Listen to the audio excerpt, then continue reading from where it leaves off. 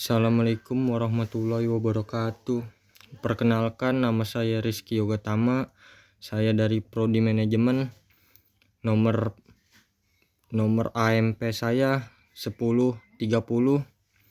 Saya ingin mempresentasikan perjalanan saya waktu kemarin tanggal 10 sampai 13. Perjalanan waktu kami pergi PJA di kaki gunung di Sukabumi, Jawa Barat. Pertama saya pergi dari kampus ke Kota Tua. Sebelum pergi kita ada pelepasan bersama Warek 3. Setelah pelepasan kita menuju stasiun kota dan kita mulai perjalanan dari stasiun kota jam 18.21 dan sampai di stasiun Bogor pada jam 20:20. Setelah kita dari stasiun Bogor, kita berdoa terlebih dahulu agar sampai tujuan ke Sukabumi. Setelah itu kita mencari angkutan untuk kita charter dari stasiun Bogor ke arah Sukabumi.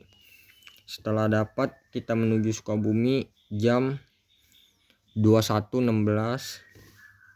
sampai di Perbentrian, dan habis itu lalu trekking jam 23.44, trekking ke camp pertama sampai jam 00.14. Setelah itu kami istirahat dan esoknya kami mendapatkan latihan seperti stretching. Setelah habis stretching kita bermain game sambung tali gitu, kayak semacam kita membuat game memasukkan tali, terus bagaimana tali itu sampai ke ujung teman kita. Setelah kita bermain game, kita mendapatkan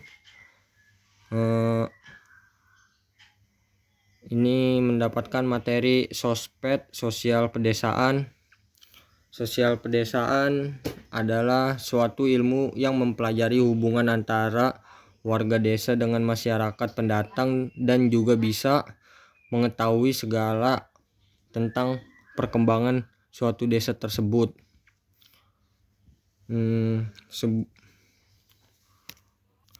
Tujuan dari sosped tersebut adalah kayak semacam kita mencari ilmu dan menggali informasi sedetail mungkin dari perkembangan desa tersebut, atau juga bisa penelitian edukasi. Tujuan sosiologi pedesaan sebagai berikut: memberi dan mengetahui fungsi desa sebagai strategi untuk membangun desa. Terus dapat memberikan pemahaman kepada masyarakat tentang kemajuan dan perkembangan desa, memperkaya ilmu pengetahuan dengan penelitian yang kita lakukan, mampu memberi kontribusi nyata dalam proses penyelesaian yang ada di pedesaan.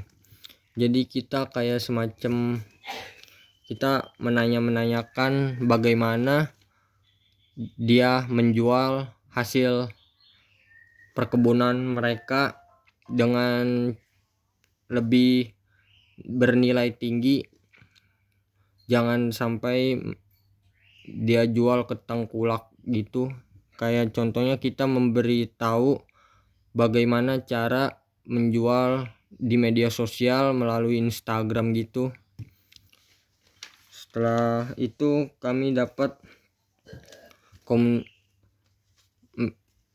komunikasi efektif. Komunikasi efektif adalah komunikasi yang jelas, mudah, dan padat. kita harus mempercayakan sebuah tim dan membuat chemistry di sebuah tim tersebut. Bagaimana kita cara komunikasi dengan tim itu, caranya memastikan kita menggunakan string line. Cara memastikan string line, yang pertama, jarak untuk memastikan string line sekitar 3-5 meter. Memasang string line di sebelah kiri jalan, sebelah kiri jalur juga bisa.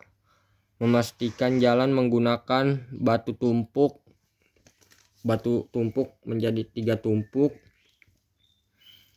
lalu menggunakan ranting untuk tidak dilalui oleh teman kita yang di belakang.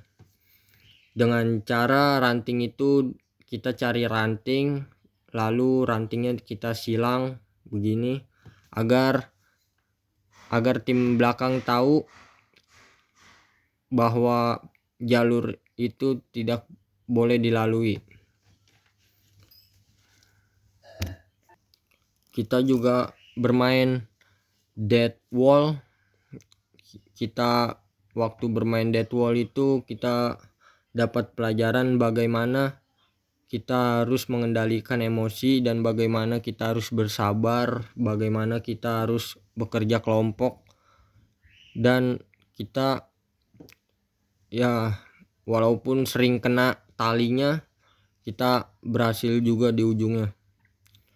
Walaupun masih banyak cekcok, masih banyak cekcok gitu, kita dapat berhasil melalui dinding tersebut.